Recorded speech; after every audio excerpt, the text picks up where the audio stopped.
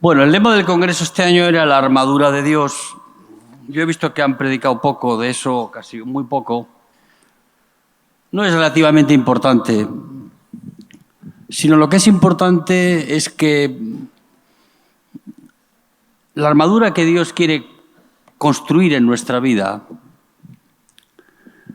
que es la vida de Dios en nosotros, en realidad, es revestirnos de la vida de Él en cada uno de nosotros.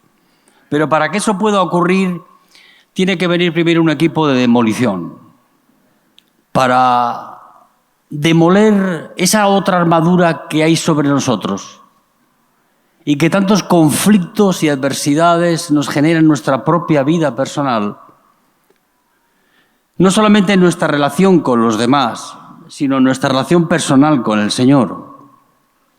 Hay personas que no logran superar y progresar en su vida espiritualmente y siempre les ves en esa situación incómoda para ellos y para nosotros, de ver que la pureza y la santidad no son un objetivo en su vida.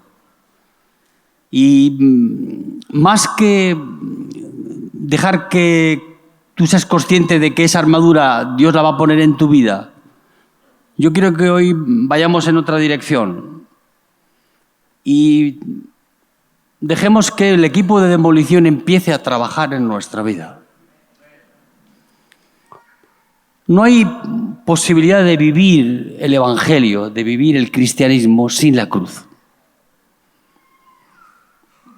Tú no puedes vivir este Evangelio sin que la cruz haga su trabajo de demolición diaria en nuestra vida. Y esa demolición diaria que el Espíritu Santo va a hacer en nosotros y a trabajar en nuestra vida personal hasta que recibamos un cuerpo de gloria, es un trabajo que el Espíritu Santo va a hacer en cada uno de nosotros. Pero la cruz no la puedes vivir como una teoría en tu vida, como un dogma, como normas religiosas que tienes que cumplir, sino como una experiencia personal en tu vida con Cristo. La cruz, para muchos, no solo es el inicio de la salvación. No vemos más allá de que la cruz en sí misma es el inicio de la salvación de nuestras almas, pero la cruz va construyendo en nuestra vida y es la expresión de la santificación de nuestra vida. No hay evangelio, no hay cristianismo que puedas vivir sin la cruz.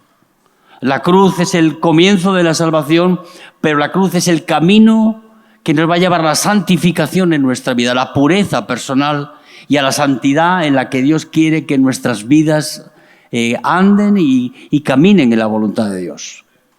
Ahora, si esa demolición no se produce en nuestra vida y tenemos la cruz nada más que como un objeto simbólico en nuestra vida, algo que yo veo a personas que se cuelgan la cruz en el cuello, es un peso, algo que tienes que llevar y que produce molestias. La cruz no es un instrumento para castigar a las personas, es un instrumento de santificación para nuestra vida. Y tú no puedes vivir el cristianismo con simbolismos en tu vida, tú tienes que vivir como una experiencia diaria en tu vida.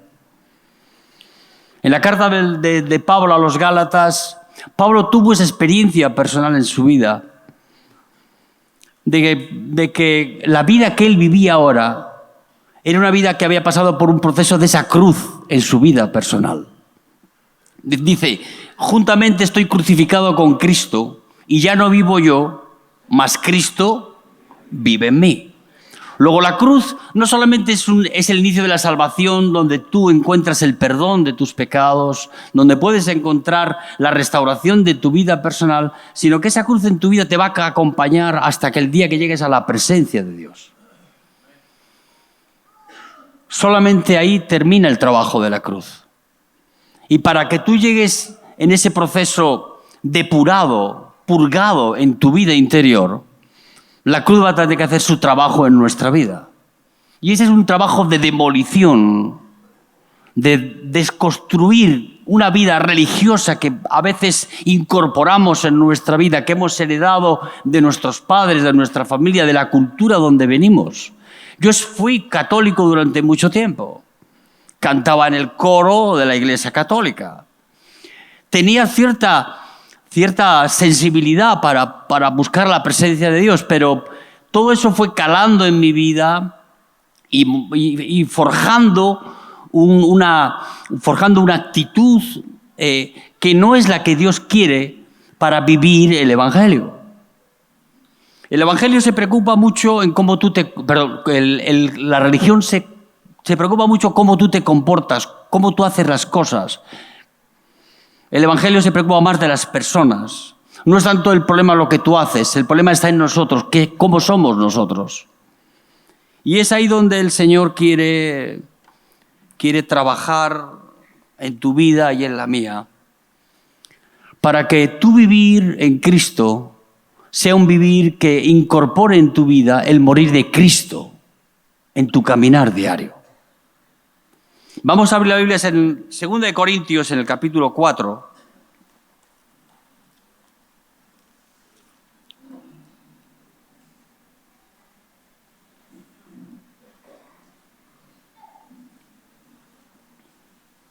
Versículo 10. Está hablando Pablo sobre la experiencia de la co-crucifixión con Cristo de su vida y del resultado de eso. Dice, llevando en el cuerpo siempre por todas partes la muerte de Jesús, para que también la vida de Jesús se manifieste en nuestros cuerpos. Porque nosotros que vivimos siempre estamos entregados a muerte por causa de Jesús, para que también la vida de Jesús se manifieste en nuestra carne mortal. Llevar el morir de Cristo allí donde Dios nos lleva. Ese es el efecto de la cruz real en nuestra vida. Cuando la cruz deja de ser un simbolismo en nuestra vida, una teoría, un discurso, y pasa a ser algo que está incorporado en nuestra vida, donde tú y yo vamos mostrando ese morir de Cristo. Y ese morir de Cristo no es tu morir, sino es el efecto de esa muerte, de esa co-crucifixión con Cristo en el monte del Calvario, que es como una experiencia en nuestra vida, que no impone una obligación de nosotros hacer una entrega y un sacrificio diario, sino que ese morir de Cristo va incorporado en nuestra vida de forma natural. No tenemos que actuar de una forma religiosa para poder satisfacer los deseos de los demás, para poder, provocar admiración en los que están con nosotros. No. Ese morir de Cristo en nuestra vida es tan espontáneo que vive en nosotros, porque la cruz de Cristo rige nuestras vidas. No tenemos que fabricar en un laboratorio religioso cómo debemos de actuar delante de los demás. Cristo en nosotros, la vida de Dios en nosotros, nos permite que sin nosotros esforzarnos, vamos por donde tú vas mostrando esa vida que hay en ti, que actúa en muerte en nosotros, pero que actúa en la vida de los otros. Y yo quiero vivir ese evangelio, no un evangelio de discurso, sino un evangelio donde la vida de Dios se manifieste de forma espontánea en nuestra vida. Donde no tengamos que tomar las armas de la religiosidad o de la apariencia en nuestra vida y podamos forjar en nuestra vida personal que, revestidos de Cristo, podemos ser la luz de este mundo, podemos ser de referentes para los demás y podemos tener una trascendencia para cambiar las vidas de los que están con nosotros. Pero hay que llevar ese morir de Cristo en nuestra vida. Sin ese morir de Cristo en nuestra vida, sin el espíritu de la cruz. Hay dos espíritus en este mundo. El espíritu de la cruz, que es el espíritu de Cristo, y el espíritu del mundo. Depende de bajo qué dominio esté tu vida, tú vas a poder, mostrar qué es lo que hay en verdad dentro de ti. La carnalidad y todas esas cosas que vemos en muchos cristianos y en muchas personas que profesan una religión o hablan de Cristo, tiene el test más difícil de superar aquí, porque tienen que fabricar un discurso, cuando lo que Dios ha provisto es que por la gracia de Dios en nuestra vida, tú y yo podemos llevar ese morir de Cristo allí donde vamos, sin tener que sobreactuar o poner peso sobre nuestra vida, porque la religión es un peso que nos impone, una obligación, y yo creo que es un camino que no debemos de abordar en nuestra vida. Es el Espíritu Santo en nosotros el que nos va a llevar a vivir de esa manera. Amén, hermanos. Dice la palabra de Dios en el Evangelio de Juan. Vamos a leerlo, capítulo 12. Unos griegos vinieron a buscar a Jesús. Y Jesús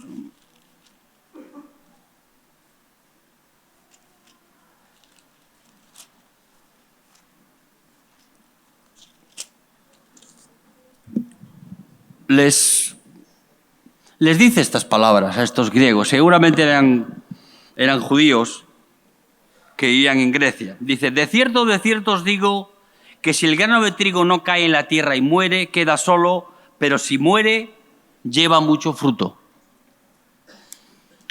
Para dar fruto en nuestra vida, para que la vida de Dios se manifieste en nosotros, el grano de trigo tiene que caer a tierra y tiene que morir. El problema que yo veo en las iglesias, y veo también a veces entre nosotros, es que nosotros hemos construido un gran silo donde almacenamos semillas. Y esas semillas, con el paso del tiempo, se vuelven inservibles. La iglesia no es un silo para almacenar personas. La iglesia debe ser un lugar donde las semillas que allí hay tienen que estar preparadas para tomarlas el sembrador y salir a sembrarlas. Pero si esas semillas viven cómodamente en el silo, sin tomar ninguna decisión personal en su vida, esas semillas terminan siendo semillas que dejan de producir fruto. La semilla, para dar fruto, tiene que romperse la cáscara. Si la cáscara no se rompe, el germen de vida que está dentro de ella no puede producir fruto. Además de caer en el suelo, debe de romperse la cáscara que la protege mientras no cumple su función principal. ¿Cuál es? Que es germinar, dar vida. Yo a veces lo que veo es que hay especialmente en lugares donde es más atractivo coleccionar personas que tienen un discurso personal en su vida que tomar las semillas en las cuales Dios ha puesto su vida para poder sembrarlas en ese lugar. Y ahí comienza un gran conflicto en nuestra vida, porque a veces tenemos los silos llenos de semillas, pero cuando el sembrador va a tomar de la semilla para poder sembrar, como dice la parábola del sembrador, lo que te encuentras son semillas que se les ha pasado el tiempo. Las semillas no duran eternamente, tienen un tiempo de caducidad. Y cuando las pierden las propiedades de poder dar vida, no tienen gran utilidad. Y a veces la iglesia termina siendo eso, un lugar donde almacenamos personas y donde se vuelven inútiles, inservibles. Conflicto nace de que el grano de trigo no cae a tierra. Porque si no cae a tierra y muere, se queda solo. Solo da fruto si muere, y es la única forma de llevar fruto en abundancia en nuestra vida.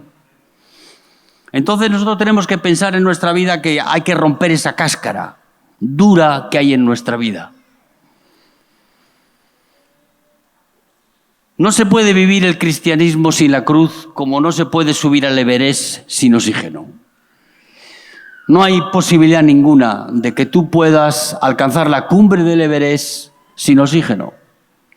Tampoco es posible vivir el Evangelio sin la cruz de Cristo en nuestra vida, sin dar fruto en nuestra vida, sin que en el espíritu de la cruz que rija nuestras vidas pueda producir fruto y la vida de Dios en nosotros.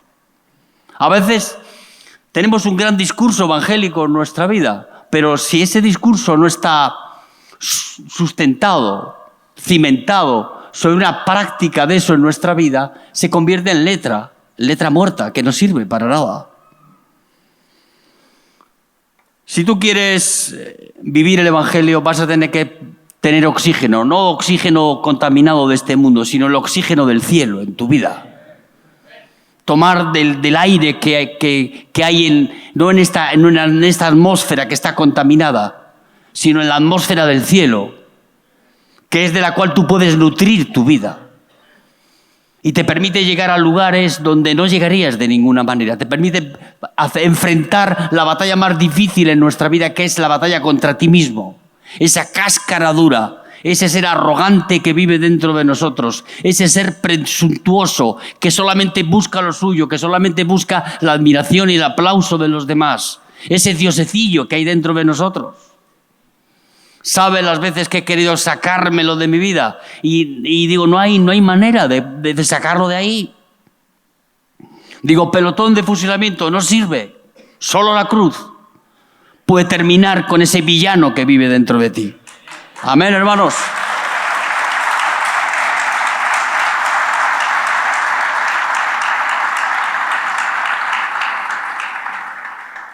Como no se puede vivir el Evangelio sin Cristo dentro de nosotros, no podrás subir al Everest sin oxígeno.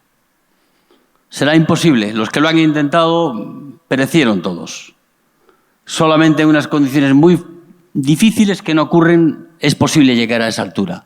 Ahora, para vencerte a ti mismo y para vencer al pecado en tu vida y caminar en santidad y con el respaldo de Dios en tu vida, vas a tener que vivir de una manera diferente. Y la manera que yo te propongo que tú y yo vivamos en nuestra vida es con la cruz de Cristo. Es vivir en el mover de Cristo en nuestra vida. No en el discurso temporal que usamos solamente cuando conviene a nuestra vida, sino un discurso permanente. Y ese discurso permanente en nuestra vida es el que tiene que regir nuestras vidas. El primer equipo de demolición que yo te quiero hablar en esta mañana es el que el Señor tuvo que utilizar con Pedro. Hay muchos cristianos que ellos quieren vivir el Evangelio. Ellos. No es Cristo a través de ellos. Ellos quieren vivir el Evangelio. Y Pedro, un hombre con unas cualidades impresionantes, que muchas veces lo denostamos porque negó a Jesús 3 veces. Yo me gustaría veros a alguno de vosotros allá, soportando la presión de miles de demonios que estaban alrededor de Jesús, cientos de soldados armados y pertrechados, violentando la vida de Jesús. Y tú allí, a ver qué ibas a hacer. Si no ibas a hacer lo mismo que hizo Pedro, salir corriendo.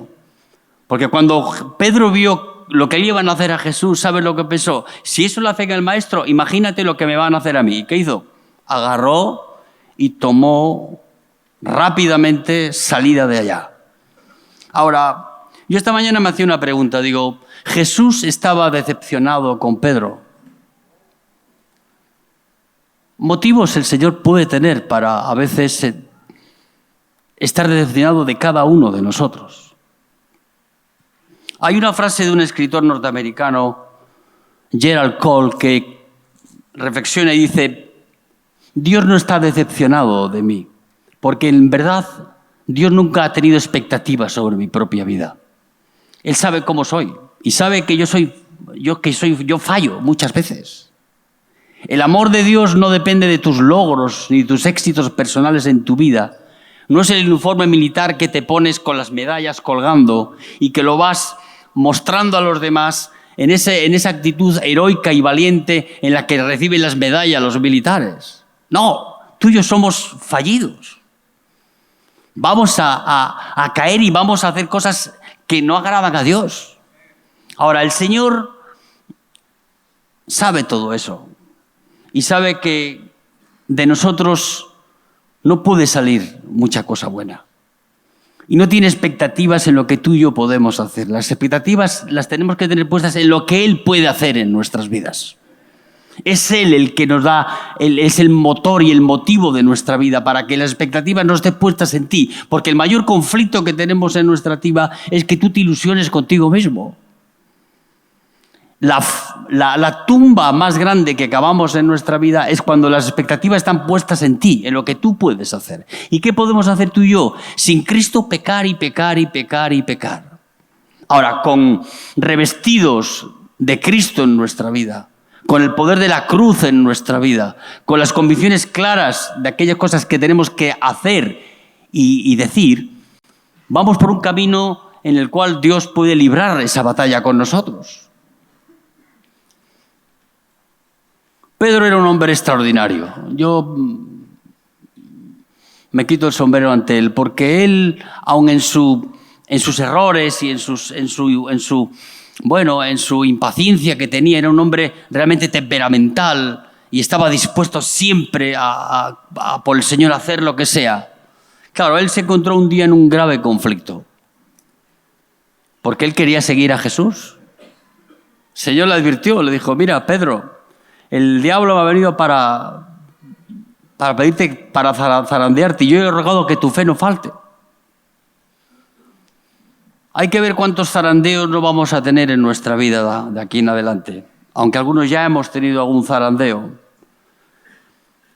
y que van a provocar que va a ser probada tu fe y cómo está construida tu vida, si estás sobre la roca firme o si estás sobre tierra movediza. Pedro, vamos a leerlo, Mateo capítulo 26, para no errarle en los textos. Mateo capítulo 26, versículos 30 en adelante. Y cuando hubieron cantado el himno, salieron al monte de los olivos. Entonces Jesús les dijo: todos vosotros os escandalizaréis de mí esta noche, porque escrito está: heriré al pastor y las ovejas del rebaño serán dispersas. Pero después que haya resucitado, iré delante de vosotros a Galilea. Respondiendo Pedro le dijo: aunque todos se escandalicen de ti, yo nunca me escandalizaré. Jesús le dijo: de cierto te digo que esta noche, antes de que el gallo cante, me negarás 3 veces. Pedro le dijo: aunque me sea necesario morir contigo, no te negaré. Y todos los discípulos dijeron lo mismo. Aquí vemos la realidad de Pedro, que muchas veces es la realidad de nuestra vida. Jesús le había dado una promesa a todos los discípulos. Se dice: después de mi resurrección, os iré a buscar a Galilea, incluyendo a Pedro también. Pero Jesús se apareció a los discípulos antes de ir a la Galilea. 2 veces se apareció a Pedro y a los discípulos y a las mujeres después de la resurrección de Cristo. ¿Por qué no se reveló a los discípulos en ese momento y tuvo que esperar a que lo hiciese en la Galilea? Fue por causa de Pedro. Pedro, como muchos de nosotros, ante la decepción de no haber podido estar a la altura de las circunstancias en nuestra vida, haberle negado 3 veces. Qué vergüenza tan grande, no solo para Pedro y los discípulos, sino para haber huido como un cobarde. A veces el peso de las decisiones que tomamos en nuestras vidas nos llenan de culpa y de vergüenza en nosotros. Eso no significa que Dios te ha dejado de amar, sino que Dios va a tratar eso en nuestra vida. El equipo de demolición que va a trabajar en nuestra vida no va en esa dirección también. Él no quiere que tú vivas el Evangelio, porque tú y yo somos incapaces de vivir este Evangelio extraordinario. Es imposible para el ser humano. ¿Podemos alcanzar algún grado de santidad en nuestra vida? Sin duda. ¿Podemos alcanzar algún grado de espiritualidad? Sin duda. Pero sin Cristo en nuestra vida, sin llevar el morir de Cristo en nuestra vida, no alcanza. Y yo te digo, con religión no te basta para ser salvo. Tú necesitas nacer de nuevo, ese nuevo resplandecer en tu vida, para que tú puedas entrar en el reino de los cielos. Ayer se bautizaron ahí 110 personas. Y yo te quiero decir una cosa que a lo mejor no la sabías. No porque te hayas bautizado ahí eres salvo. Porque el único bautismo que salva es el bautismo de la cruz. Es ese bautismo en el que Cristo nos lleva a morir con Él en esa cruz. Y en su muerte y en la nuestra, darnos la vida de Él en nosotros. Porque la vida nueva es la vida que recibimos en la resurrección. ¿De cuándo? De este que estaba muerto en sus delitos y pecados, ahora recibe la vida de Cristo en Él. Pero para que esa vida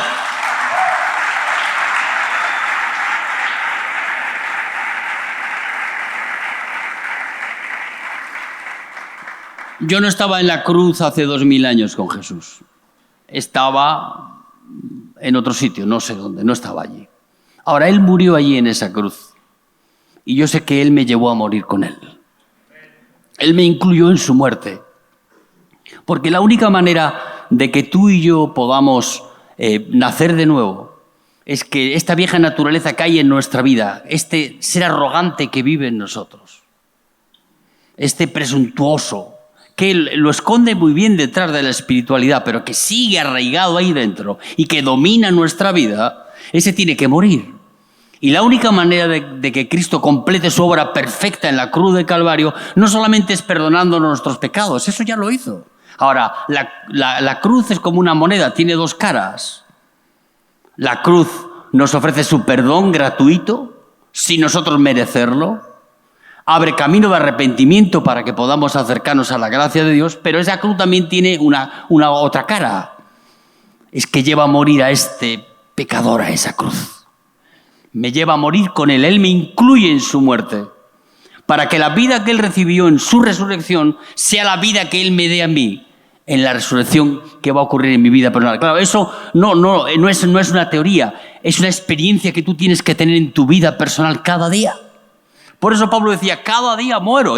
Digo, pero Pablo, ¿por qué dices esas cosas? Sí, cada día.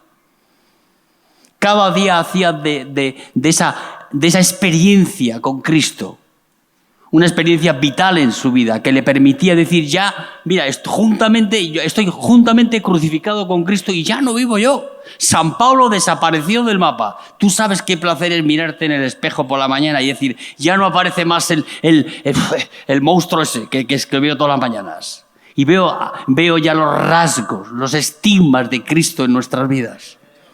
Y ahí es donde tú y yo tenemos que trabajar. Y Pedro, como muchos de nosotros, quiere vivir el Evangelio. Porque él quería ser más que los demás. No es arrogancia, es presunción. Ahora, Dios le dice, no, Pedro, así no sirve. Te decía él, Jesús visitó a los discípulos después de su resurrección 2 veces, antes de ir a la Galilea. ¿Pero por qué no se reveló a Pedro en ese momento? No, porque Jesús tiene su propio equipo de demolición personal.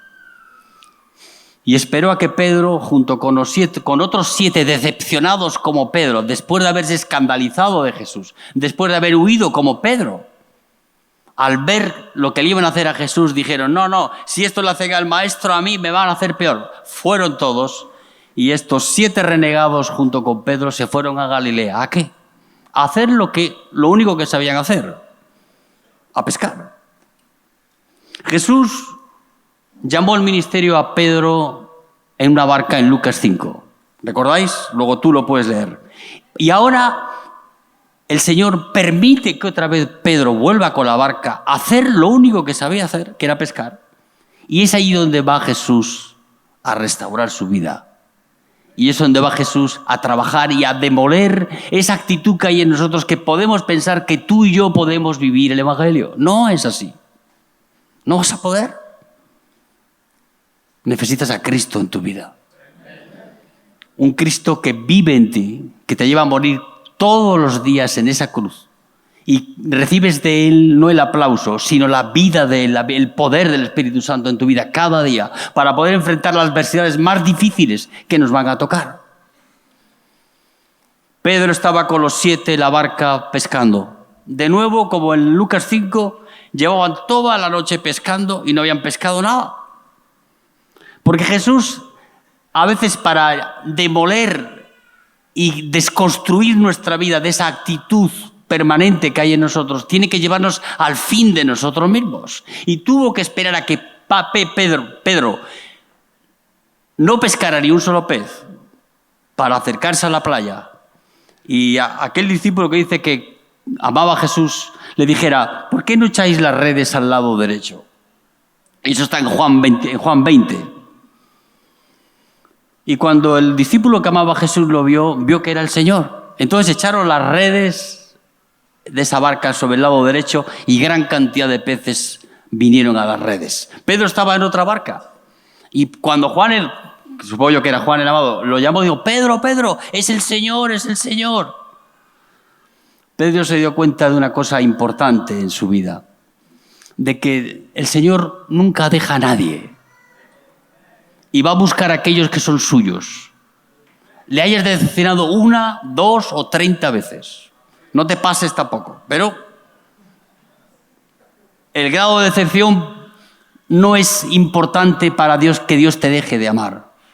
Lo importante es que tú te des cuenta de que tú no puedes confiar en ti mismo y andar en tus fuerzas y hacer la obra de Dios en tus fuerzas, sino hacer la obra del Señor con las fuerzas del Espíritu Santo en tu vida. Amén, hermanos.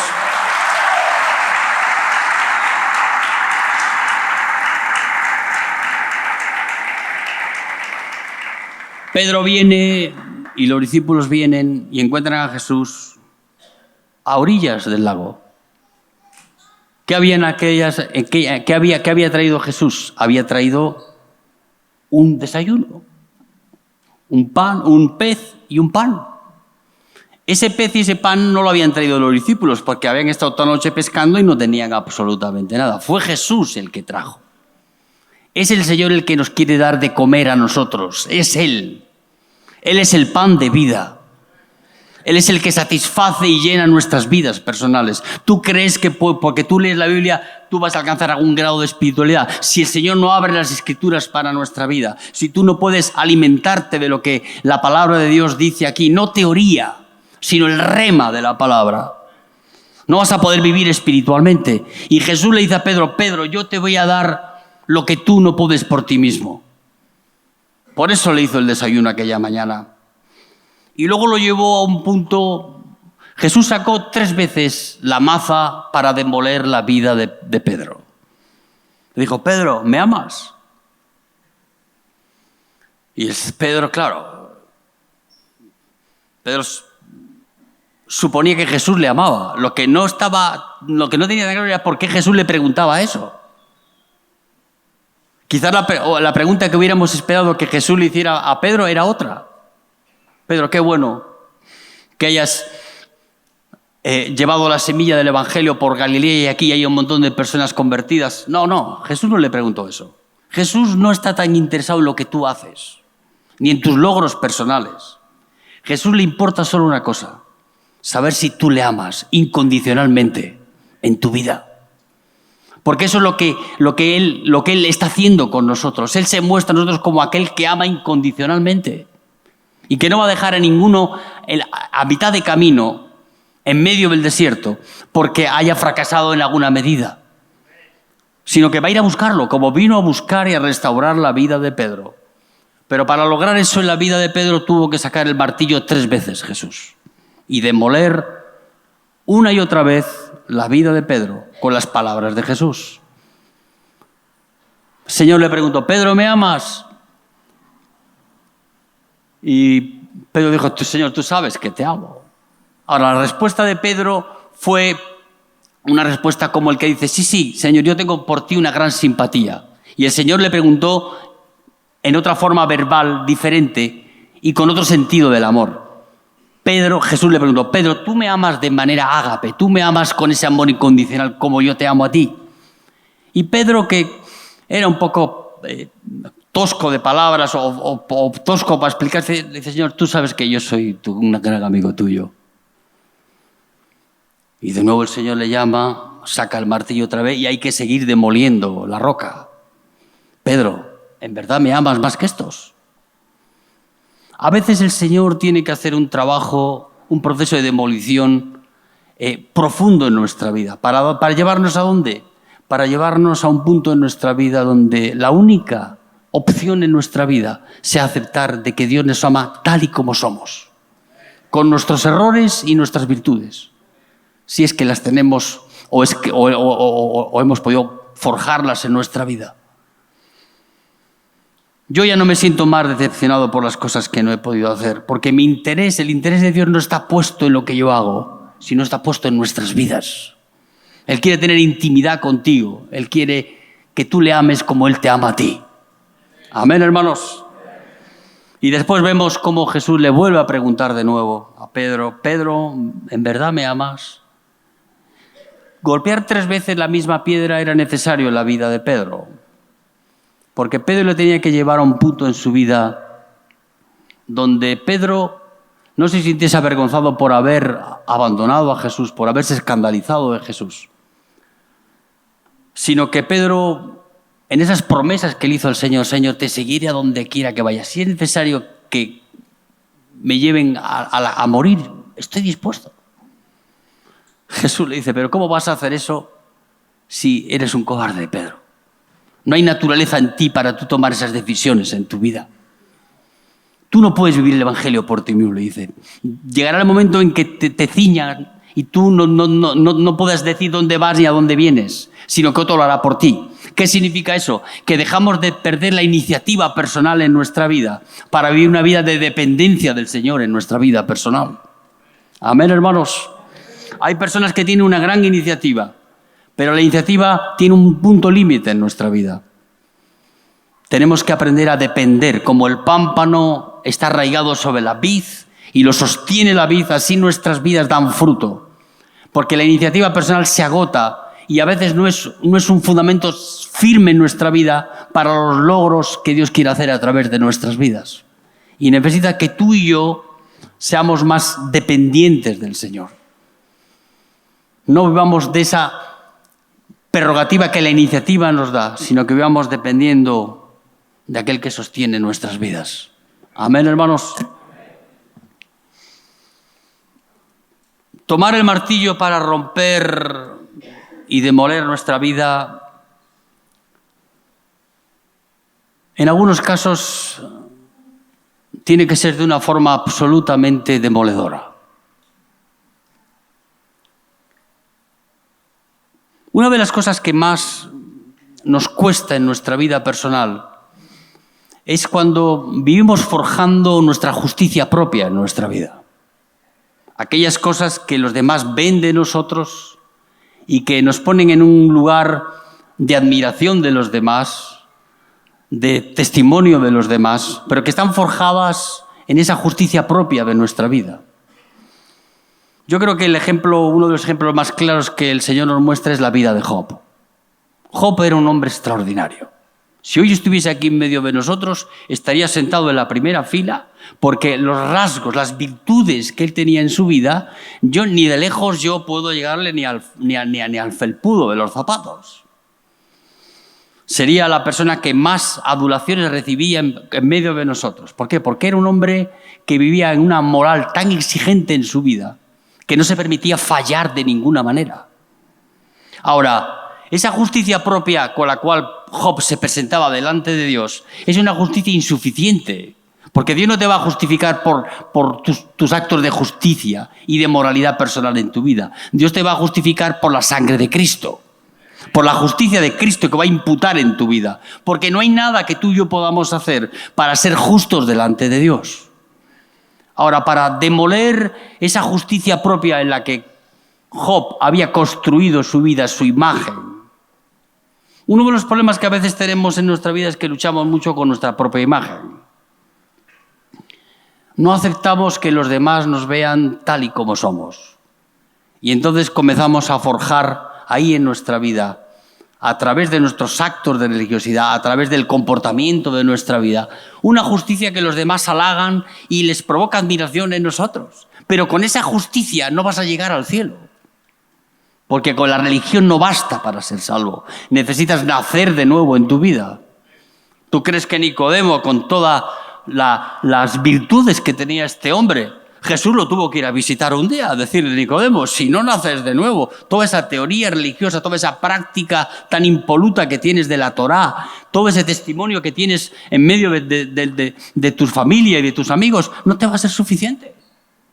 Porque con la religión no basta, no es suficiente que yo te enseñe a ti normas y conductas de vida evangélica. Eso no sirve de nada.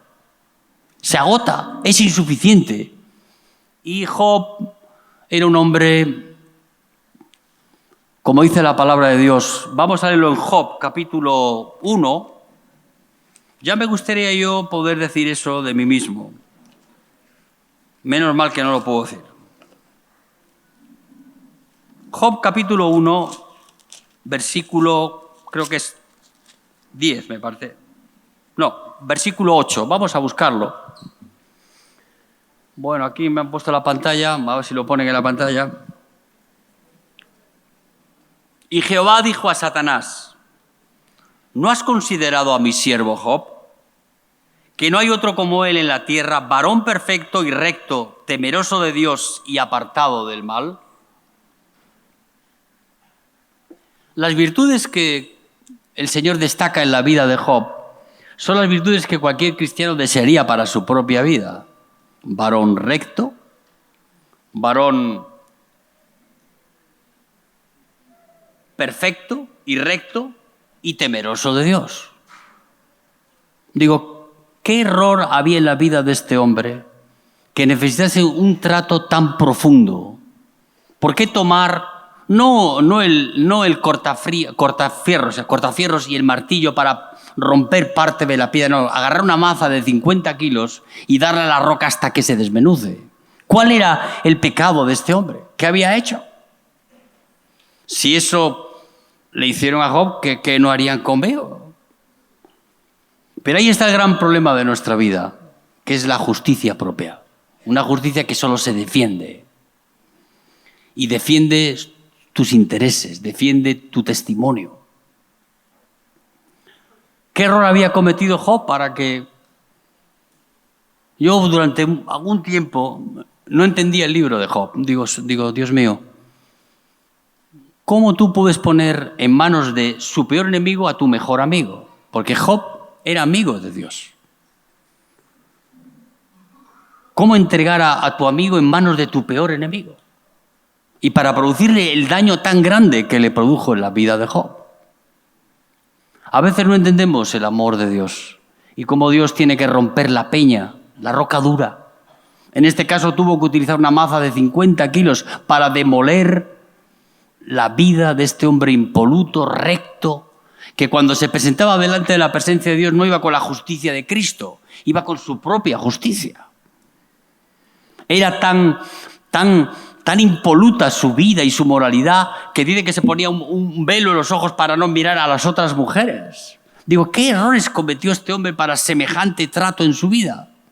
Ahí está el problema, la justicia propia. Cuando la coraza que cubre nuestras vidas no permite que ninguna corrección llegue a nuestra vida personal.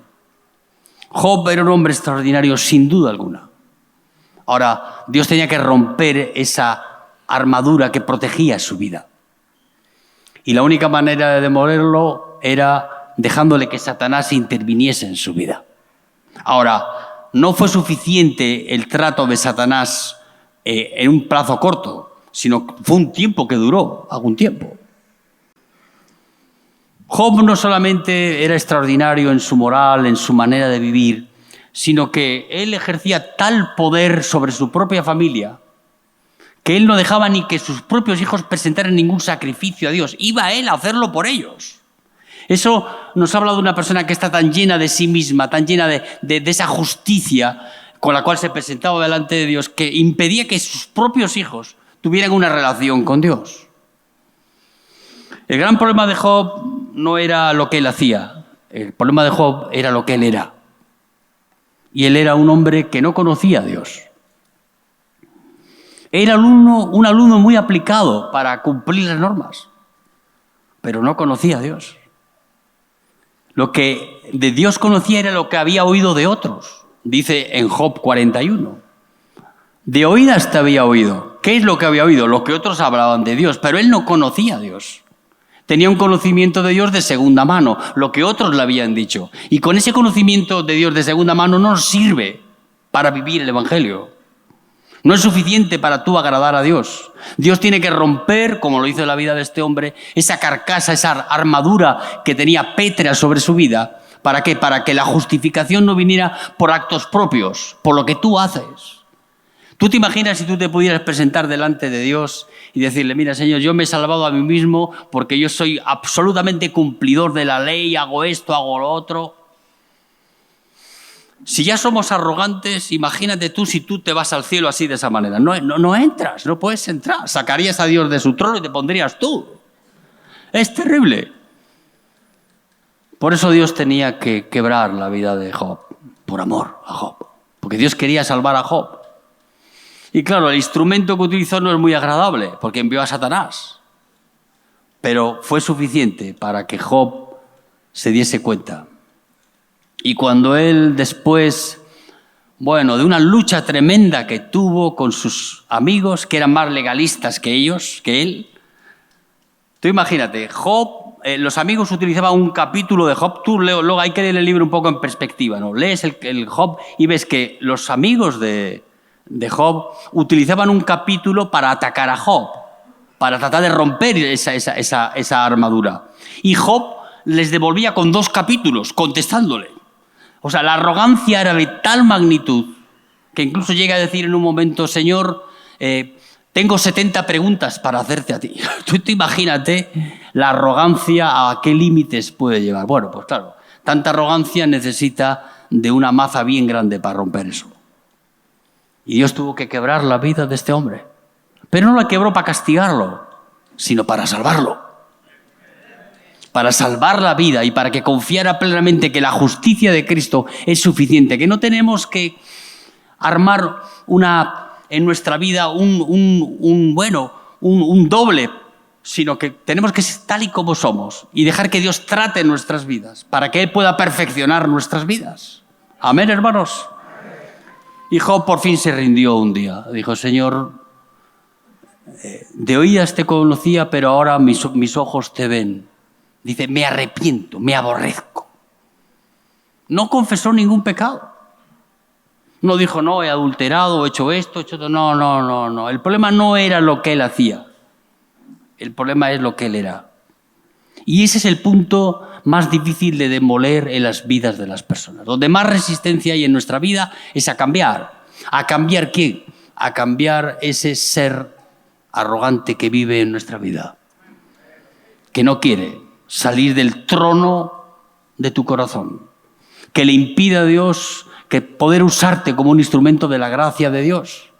Y a veces forjamos una imagen en nuestra vida que delante de los ojos de los demás es perfecta, es correcta, pero que nos impide avanzar en el camino, en el sentido del camino en nuestra vida, que es tener comunión con nuestro Padre. Tener intimidad con Dios. ¿Cuánta intimidad? No sé cuánto Dios te va a permitir, pero buscar en nuestra vida personal que nuestro Padre Celestial sea el lugar donde tú y yo podemos caer en su regazo, en sus brazos. Y termino diciéndote que hay otro equipo de demolición para tratar de sacar de tu interior al impostor que vive en nosotros. Brennan Manning fue un católico americano que escribió unos libros bien interesantes. Yo no sé si lo vas a poder lograr conseguir. Hay uno muy interesante que es El amor furioso de Dios. Sí, ¿con qué furia ama a Dios? Pues Dios ama con tal furia que Él va a salvar a aquellos que son lo peor. A dar la vida por aquellos que no lo merecen. Y ese amor furioso de Dios no tiene en cuenta los pecados más groseros que podamos haber cometido, sino es un Dios que busca salvar, revelarse en nuestra vida para salvar al más indigno, al más pecador. Eso va contra la naturaleza religiosa de cualquier religión, porque las religiones quieren premiar a los que hacen las cosas bien y Dios ama a aquellos que son lo peor. Dice la palabra de Dios que lo vil y menospreciado escogió Dios. A esos son a los que Dios quiere premiar, no con privilegios y regalos en sus vidas, sino con su gran amor. Esa conquista de ese amor de Dios es por medio de esa furia amorosa del Señor con nuestras vidas. ¿Quién te crees que era yo? Un piojo, drogadicto. No era otra cosa. Nosotros tenemos, y nos da mucho placer, construir una imagen en nuestra vida que no es la nuestra. Por eso invitamos a que el impostor viva en nosotros. Brennan Manning abordó un poco este tema. Y él muestra cómo nosotros no somos capaces de poder mostrarnos a los demás tal y como somos. Los demás tienen que ver en nuestra vida que nosotros somos el número 1. Y eso es un gran conflicto para nuestra vida, porque te hace vivir en un estatus, en una expectativa que luego no puedes refrendar. Y yo quiero decirte en esta mañana que Dios te ama tal y como eres. No puedo decirte otra cosa. Yo te puedo decir lo peor que soy yo. Algunas veces vienen algunas personas y me dicen, "Jo, Juancho", te halagan así con alguna cosa que te... Y le digo, ¿tú quieres saber quién soy yo en verdad? Pues tú ve y pregúntale a mi mujer. Ella te va a decir quién es Juancho. Esta mañana ya hemos tenido un tira y afloja. Tú pregúntale a ella, que está ahí sentada, ella te va a decir quién soy yo. A veces construimos una imagen muy emotiva delante de los demás, que denota prestigio y que levanta admiración. Todo eso, entonces ese impostor que vive en nosotros es lo que Dios quiere destruir. Y solo la cruz puede acabar con ese factor. ¿Para qué? Para que tú y yo podamos vivir el Evangelio delante de Dios de la manera correcta en nuestra vida. Yo no necesito vivir para dar satisfacciones a las personas que me escuchan.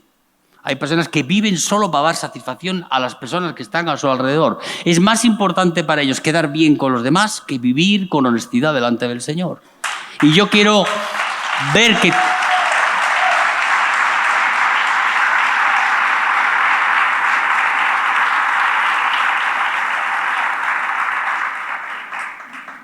Tú tienes que vivir con absoluta honestidad delante de Dios.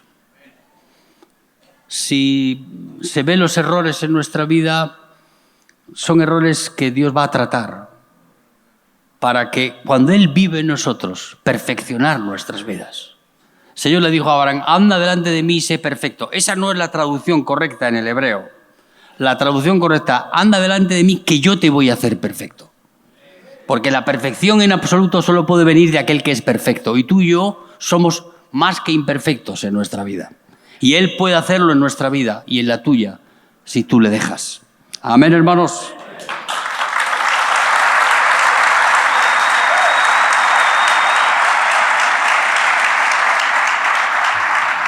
No tengas temor a lo que Dios quiere hacer en tu vida. Para progresar espiritualmente en nuestra vida, que no es una tarea fácil para nadie. Yo te digo, llevo muchos años tratando de encontrar ese camino de pureza y santidad en mi vida. Qué difícil que es, amigo y hermano querido. Cuánta lucha y cuánto frustraciones a veces en nuestra vida. Pero bueno, el camino es la cruz en nuestra vida. Es la muerte de Cristo en esa cruz y mi muerte con Él. Ahora, desde que en alguna manera he ganado eso como experiencia en mi vida y trato de compartirlo con los hermanos, veo que cierta mejoría he tenido en lo personal. Y ya no estoy tan centrado en mí. Mi preocupación es centrarme en la presencia de Dios, en las cosas que Dios quiere hacer. Y este ser arrogante que vive en todos nosotros pasa a un segundo plano para que no tenga ningún control de mi vida ni de lo que hago. Y el equipo de demolición viene en nosotros, va a tratar nuestra vida. Y aquellos que son llamados por el Señor al ministerio, al servicio, van a tener ese trato cada día de sus vidas. ¿Cómo va a ser? No te puedo decir, pero sin duda vendrá. Porque para hacernos a imagen y semejanza de Él, vamos a tener que pasar por la cruz. No hay otro camino. Y la cruz es un antes y un después, no solamente por el perdón de nuestros pecados, sino por nuestra muerte en esa cruz.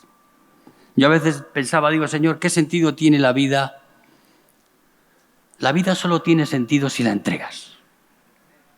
Si tú entregas tu vida, la vida tiene un sentido a un nivel que ni te imaginas. Cuando tú pierdes la perspectiva y el sentido de tu vida personal, te centras en ti mismo. Y ese es un gran error. El sentido de la vida está en entregarla, como hizo Jesús. Él tenía la posibilidad de librarse de la cruz, pero fue voluntariamente a la cruz. Porque lo que dio sentido a su vida y a su ministerio fue entregarla. Espero que tú puedas hacer lo mismo también en tu vida. Amén. Vamos a ponernos de pies.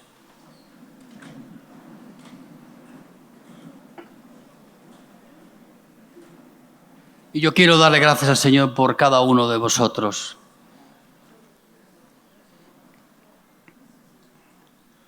Y que tú puedas en tu vida dejar que el Señor rompa esa cáscara dura.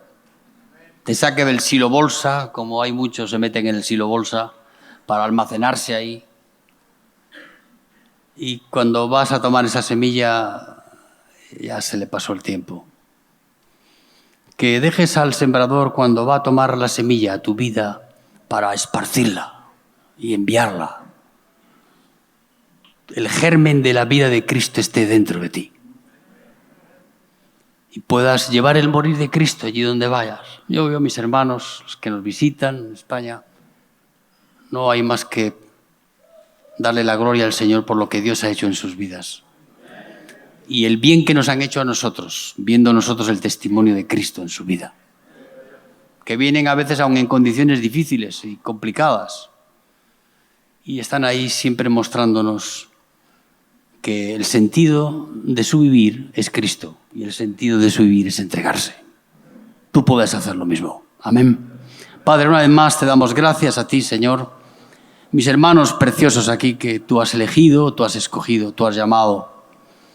Has llamado con tu amor precioso, porque tú a quien amas llamas y le llamas para poder conocerte a ti, Padre Celestial.